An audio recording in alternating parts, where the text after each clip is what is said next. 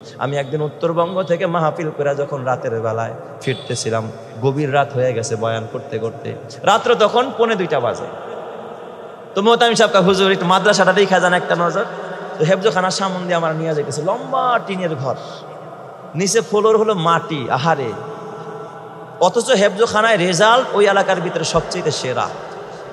আল্লাহ নবী কয় খায়রুকুম মান তাআল্লামাল কুরআন ওয়া আল্লামা, এই জমিনে যারা কোরআন পড়ে আর পড়ায় ওরাই হলো শ্রেষ্ঠ মানুষ। রাসূলের কথা। তো চিন্তা করলাম যে হেফজখানাটা দেখি দরজার সামনে এই যে নেট দেওয়া থাকে না, নেট, আপনারা পোল্ট্রি মুরগি দেখছেন না, লম্বা ঘর, চতুর্দিকে নেট, যাতে করে শিয়াল ঠিয়ালে হামলা করতে না পারে। ঠিক ওই রকমের নেটের মতো। আমি বললাম এটা কিসের নেট? না হুজুর এটা মশারি, লম্বা বড় এক মশারি, রুম জোড়া মশারি। মাদ্রাসায় এরকম কোনো সিস্টেম নাই যে প্রত্যেকের আলাদা আলাদা মশারি। হেফজখানায় কি এক মশারিতে সব ঘুমায়?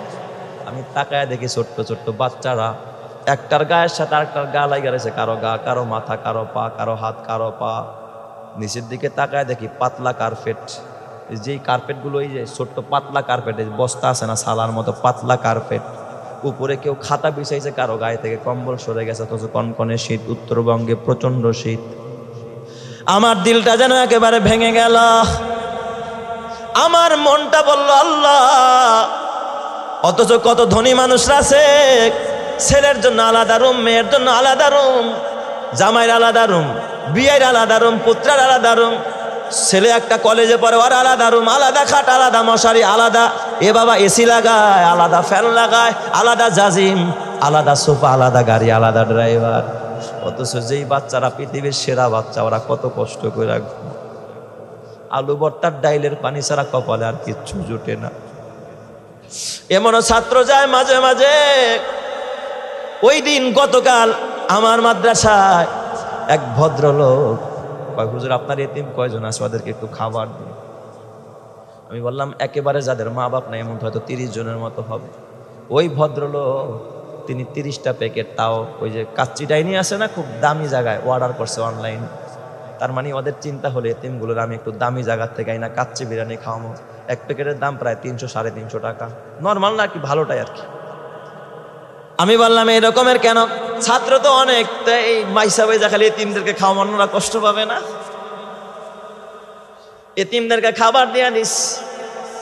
দেওয়ার পর এতিমরা খাবার খাইছে। আরেকটা ছেলে, যদিও তার মা আছে, বাবা আছে, তার বাবার কোনো খবর নাই, তার মা অন্যত্র বিয়ে বসছে। শুনেছি ওর মা নাকি গার্মেন্টসেও কাজ করে, বড় অসহায়, যদিও তার মা বাপ নাই। কিছুক্ষণ পর দেখে আমার রুমের সামন দিয়া ঘুরে আর উকি মারে, আমার এক খোঁজে মনে হয়। কিছুক্ষণ পরে আমি দরজার থেকে বের হইলাম, ছোট্ট বাচ্চা দেখি চোখ ডলতেছে। বাবা চোখ ডলো কেন? কয় হুজুর ওই যে আমাদের লগের যে ছাত্ররা ওরা যে বিরিয়ানি খাইছে, একে আসেনি, আমার একটু দেওয়ান যাইবনি। আমি বললাম তুমি কি দুপুরে খানা খাও নাই রে বাবা? আমার ডাক দেয়া কয় হুজুর ভালো লাগে নাই, বোর্ডিং এ মুলা দিয়া যে নিরামিষ দিছে, ভালো লাগে নাই, খাইতে পারি নাই। হুজুর আপনার ওখানে যদি খাওয়ার পরে একটু বাসে একটু আমারে দি। অথচ নবী কয় এরা হলো পৃথিবীর শ্রেষ্ঠ মানুষ। খায়রুকুম মান তাআল্লামাল কুরআন ওয়া আল্লামা। আসমানের নিচে জমিনের উপরে এরা পৃথিবীর শ্রেষ্ঠ মানুষ, এরা সেরা মানুষ। এই শীতের দিন যায় ঠান্ডা পানি দিয়ে ওযু বানায় নামাজ পড়ে তাহাজ্জুদ। অথচ তোর ছেলের জন্য গরম পানির ব্যবস্থা, মা নুডলস পাকায় খাওয়ায় নিজের মুখে। 12 বছরের পোলাটারেও মা খাবার তুলে দেয়, কত আদর করে সোহাগ দেয়। আর এতিম গরিব বাচ্চাগুলো রাত্র 3টা বাজে উঠা মালিকের কদমে সেজদায় পড়া কান্দে।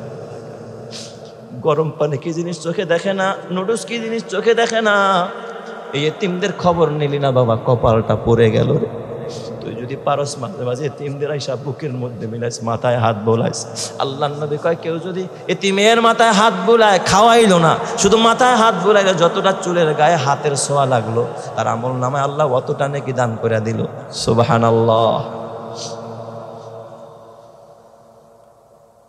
এই জন্য বাবা হাতে পায়ে ধরে বলা যায়, আল্লাহর নবী কয় আনা ওয়া কাফিলুল ইয়াতিমি কাহাতাইনি ফিল জান্নাহ।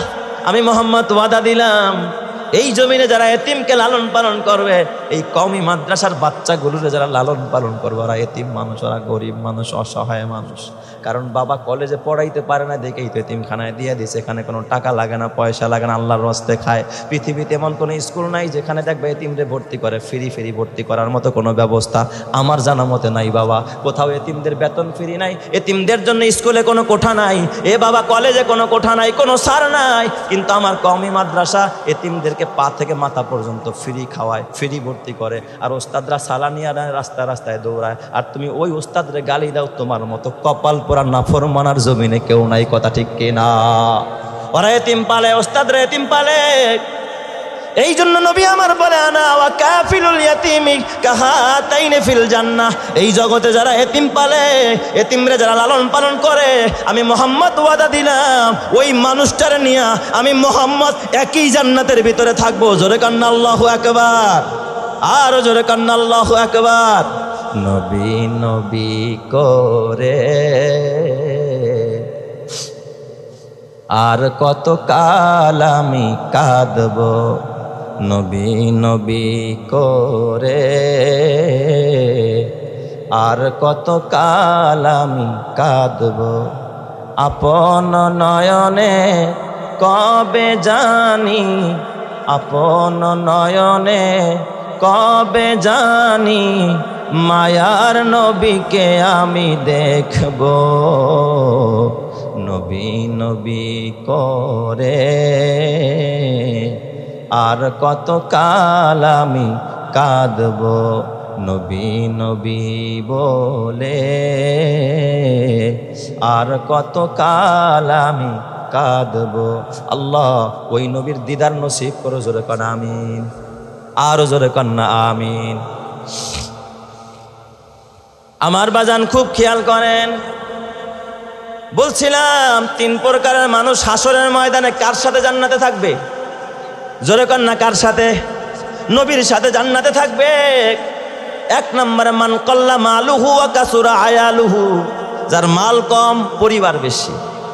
কম এই মাদ্রাসায় মাল কম, পরিবার 120 জন ছাত্র, অথচ বোর্ডিংয়ে অনেক সময় গরম পানি চলে, ঘরে কি নাই, খাবার নাই।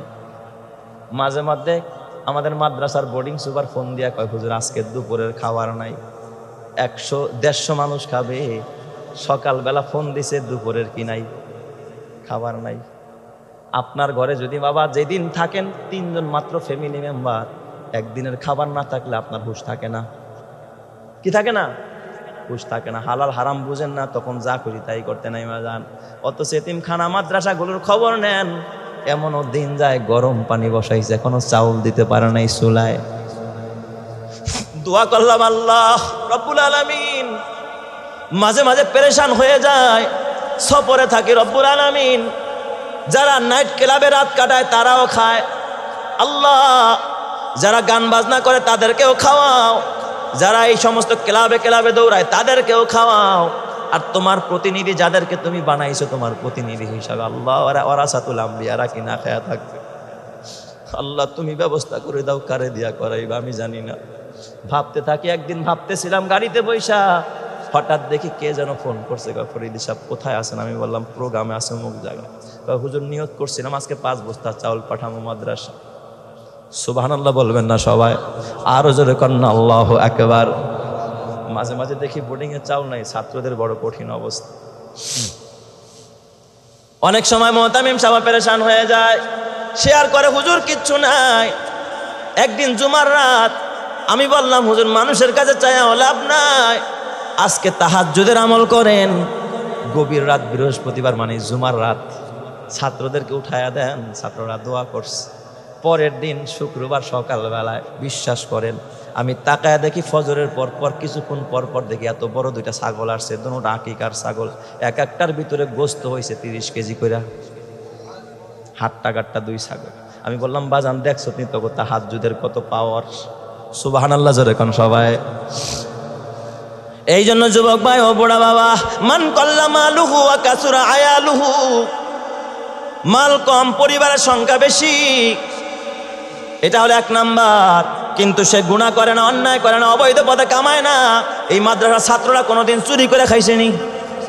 আপনারা জীবনে কইতে পারবেন যে মাদ্রাসার পোলাপান ক্ষুধার কারণে আমাকে ক্ষেতের আগ বাইঙ্গাই না খাইছে, আমার গাছের ডাব চুরি করে না খাইছে, ওরা না খায়া থাকবো, কিন্তু স্কুলের পোলাপান চুরি করছে।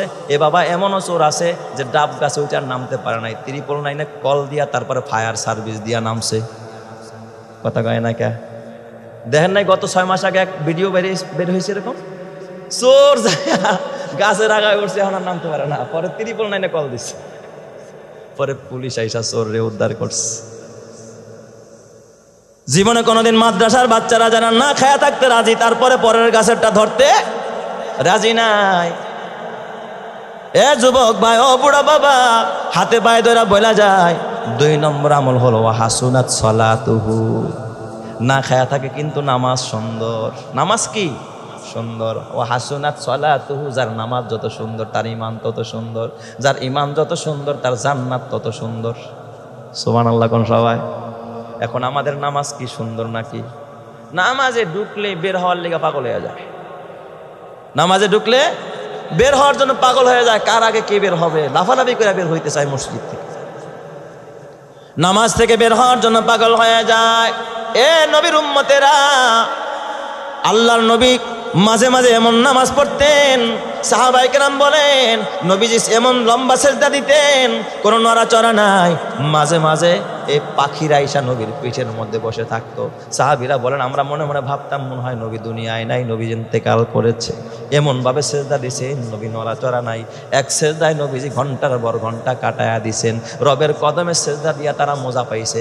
এই জন্য আল্লাহর নবী কয় সেজদাতুন ওয়াহিদাতুন খায়রুম মিনাদ দুনিয়া ওয়া মা ফিহা, একটা সেজদা আমার রবের কাছে যদি কবুল হয়ে যায়, এই দুনিয়া এবং দুনিয়ার মধ্যে যা আছে ওই একটা সেজদার মূল্য আমার রবের কাছে এর থেকে দামি হয়ে যাবে। জোরে কোন সুবহানাল্লাহ। মাকুন সুস্তি নামাজে পাঞ্জে গানা, মাকুন সুস্তি নামাজে পাঞ্জে গানা, ফাওয়াইলুল লিল মুসাল্লিন আল্লাযিনা।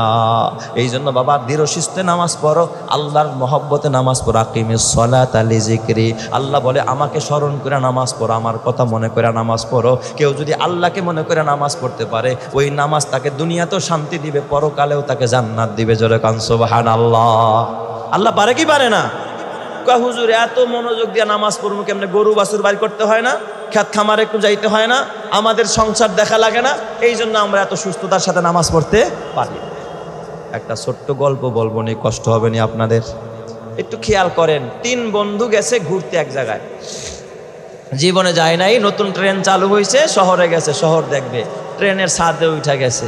তো যাই এখন রাত্রিবেলায় আর তো ফিরতে পারে না, ট্রেন তো একটা শিডিউল মতো চলে, দেখে রাত্রে আর কোনো ট্রেন নাই, ফিরতে পারতেছে না। কয় দোস্ত কি করবো? কয় রেল স্টেশনে শুয়া পড়ি। আরেকটা কয় শুবি তো, তার লুঙ্গি সুদ্ধা নিয়ে যাইব। চুরি হয় কি হয় না? কয় তাহলে কি করার? কয় 3 দোস্ত মিললে একটা হোটেলে উঠি। কোথায়? আবাসিক হোটেলে, ভাড়া নেই। কোথায় যাবে? গেছে এক বড় বিশাল হোটেল, সবচেয়ে বড় হোটেল যেটা, 100 তারা ধরেন এক হোটেলে গেছে। হোটেলের সামনে যায় দেখে সিকিউরিটি ম্যান বাসি ফুয়াইতেছে। কি চান আপনারা? আমরা হোটেলে থাকবো। কয় আমাকে তো বেড খালি নাই, তবে একটা বেড খালি আছে, তাও 50 তলায়। কয় তলায়? 50 তলায়। কয় তাহলে এটা আমাকে দেওয়া যায়নি। কয় দুঃখিত, দিব যে কারেন্ট নাই। কি নাই? কারেন্ট নাই। কারণ 100 তলা ভবনে উঠতে হলে কি ব্যবহার লাগে? লিফট লাগে। তো কারেন্ট নাই মানে লিফট কি বন্ধ। এখন উঠতে হবে কি কইরা? সিঁড়ি বায়া। আর 50 তলায় ওঠা মানে এখান থেকে ভাঙ্গা চলে যাওয়া, ঠিক না বে? ঠিক। ওরা কয় দূরও, পদ্মা শুধু পার হইলেই তো বাড়ি, তাইলে আর এন থেকে লাভটা কি? চল আমরা যাইগা। আরেকটা দোস্ত না, আরে কুলাইতে পারতাম না, আমরা গল্প করতে করতে এতটুকু জায়গা হাইটা যাবো না, উঠা যাবো গানে। আমরা দোস্তরা তো কত গল্পই করি, তো 3 জনে 3টা গল্প শোনাবি, তো এই গল্পের মধ্যে দিয়ে আমরা হাঁটতে হাঁটতে কি করুন? 50 তলায় উঠা যাবো। তো সিদ্ধান্ত নিছে, এই ছোটরা কয় তুই কি গল্প শোনাবি? আমি কিছু সাংসারিক গল্প শোনাম নে। তো কয় ও ঠিক আছে, তোরটা শুনবো। আর তুই? আমি কিছু রাজনৈতিক গল্প শোনাম। আর তুই? আমি একটা দুঃখের কথা কমু। কি কমু? একটা দুঃখের কথা। 3 দোস্ত মিল্লা এই পরামর্শ কইরা তারপরে এবার বিল্ডিং বাওয়া শুরু করছে। ছোটরা সাংসারিক গল্প করতে করতে করতে করতে 30 তলায় উঠে গেছে। কয় তলায়? এই ছোকরা, তোর বাগে পড়ছে তো 30 তলা না, হয়তো 18 তলা পড়ছে তোর বাগে, তুই একাই তো 30 তলা গেছস গা। হ্যাঁ, 30 তলা উঠে লাইছিস, তো তার বাকি আছে 2 জন আমরা, তো আমরা তো বাগে আর বেশি পাবো না। তুই এবার তোর গল্প, রাজনৈতিক গল্প শোনা, সাংসারিক গল্প শোনা। ও করছে কি, এই গল্প শুনাইতে শুনাইতে উঠে গেছে আরো 20 তলা। তো 30 আর 20 কত? 50, যায় দেখে লেখা 50তম তালা। এখন বড়রা কয় কিরে তোরা দুইজনেই তো শেষ করে আলালি, তাহলে আমার গল্প শুনবি কখন? কয় দোস্ত তোরটা পরে শুনবেন। কয় না, আমার গল্প না শুনে আজকে ভিতরে ঢুকতে দিব না, আমার গল্প না শুই না ভিতরে ঢুকতে দিব না। কয় দোস্ত তাহলে কি আমরা আরো উপরে উঠবনি? কেন উপরে উঠুন লাগতো না, শোন আমার গল্প তো লম্বা না, আমার ছোট একটা গল্প, এটা কইতে আমার 1 সেকেন্ড সময় লাগবো, গল্পটা শুন না তারপরে ভিতরে যা। কয় বলো কি গল্প শোনাইবা? আমি তো আগেই বলছিলাম আমি একটা দুঃখের গল্প শোনাম। কিসের গল্প? দুঃখের গল্প। কয় বলো তোমার দুঃখের গল্পটা কি? কয় দোস্ত রে আমার দুঃখের গল্পটা হইল, যখন আমরা বিল্ডিং এ ওঠা আরম্ভ করছিলাম তখন ওই রিসিপশন থেকে চাবি আনতে ভুলে গেছি, চাবি আনতে ভুলে গেছি। দুনিয়ার মুসলমান, সংসার সংসার করতে করতে 30 বছর কাটায় দিলা, নামাজের খবর নাই, রাজনীতি আর পেটনীতি আর এইগুলো করতে করতে আরো কাটাইলা 20 বছর, আখেরাতের খবর নাই। এখন 60 বছর বুড়া হয়ে গেছ, মেয়ের বাড়ি গিয়া এখন দুঃখের কথা কও, হাঁটতে পারি না, তোর ভাবি দেখতে পারে না, ছেলে দেখতে পারে না, ওরে দেখতে না, খালি দুঃখের কথা কয়া কয়া বাড়াও। এই দুঃখের কথা কইতে কইতে হঠাৎ দেখবা তুমি কবরে চলে গেছো। কবরে গিয়া যখন জান্নাতের গেটের সামনে দাঁড়াইবা, তাকায়া দেখবা জান্নাত চোখে দেখা যায় কিন্তু জান্নাতের চাবি তো সাথে নাই। এই জন্য আল্লাহ নবী আসসালাতু মিফতাহুল, এ বাবা মিফতাহুস সালাহ, মিফতাহুল জান্নাতি আসসালাহ, নামাজ হলো বেহেশতের চাবি। এই নামাজে তুমি সময় দিতে পারো না, সংসারে সময় দিলা, খেতে সময় দিলা, গরু বের করতে হবে এটা বুঝলা, বিবিরে সময় দিতে হবে এটা বুঝলা, ছেলের স্কুলে পাঠাইতে হবে এটা বুঝলা, কিন্তু নামাজ যে পড়তে হবে, আখেরাতের চাবিটা যে বানাইতে হবে এটা তুমি বুঝলা না। হঠাৎ সংসার সংসার কইরা 30 বছর কাটাইলা, রাজনীতি কইরা আরো 20 বছর কাটাইলা, এ চাবি বানাইতে পারলা না।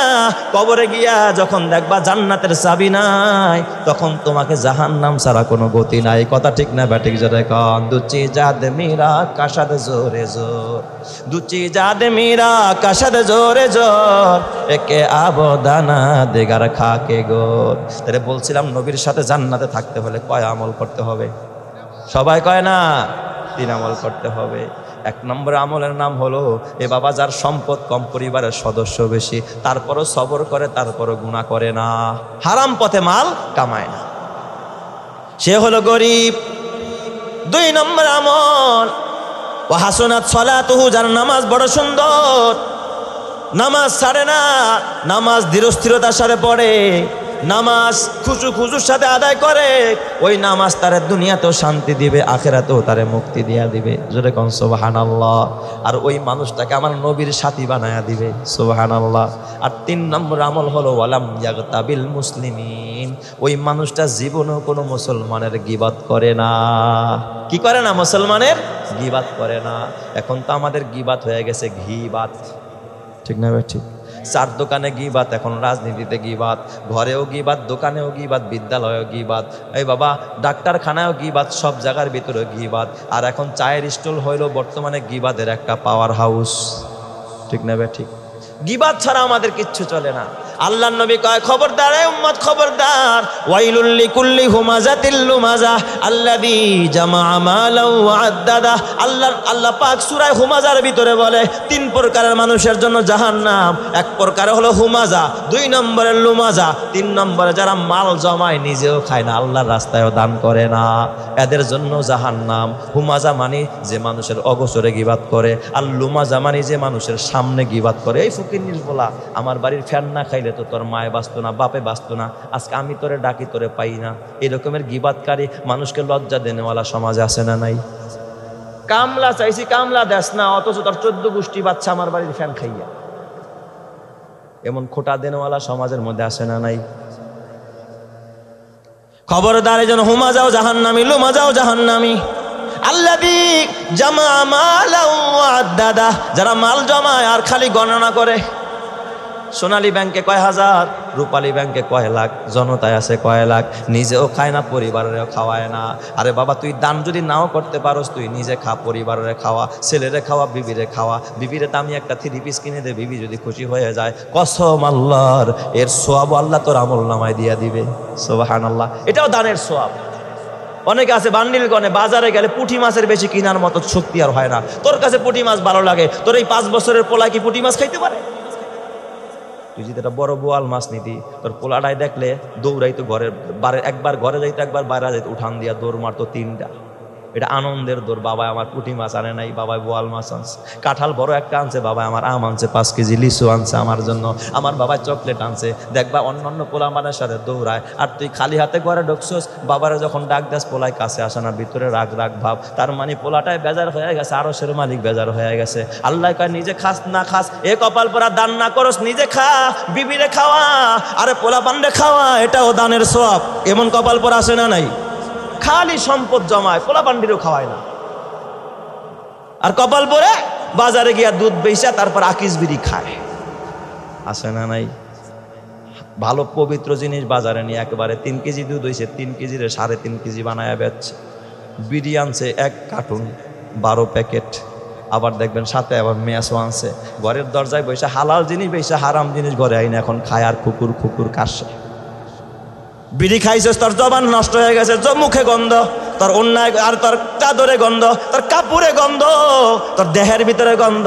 বিবিও তোরে ভালো কয় না, সন্তানেও তোরে ভালো কয় না, যারে তোর ঘরের মানুষ ভালো কয় না, তুই মনে করছিস তোর আল্লাহ কি ভালো কইবনি? তোর ঘরের বউ তোরে ভালো কয় না, তোর আল্লাহ ভালো কইব কেমনে? তোর পোলায় তো তোরে ভালো জানে না। এই বয়ানগুলো যদিও ভালো লাগে না মুসলমান, সওয়াব হবে, সওয়াব হবে। মসজিদে দান করলে যেমন সওয়াব হয়, নিজের বিবিরে খাওয়াইলে, নিজের সন্তানরে খাওয়াইলে ওই পরিমাণ নেকি হবে। বিশ্বাস হয় না? 1 লোকমা খাবার বিবির মুখে তুলে দিলেন, আল্লাহ এর বিনিময়ে নেকি দিয়া দিবে। বাজারে গেলে ভালোটা কিনবেন মিয়া, কখনো নিষ্ঠা জিনিস কিনবেন না। ব্যাংকে তুই লাভটা কি কালকে মরে গেলে কে খাবে আপনার এই টাকা?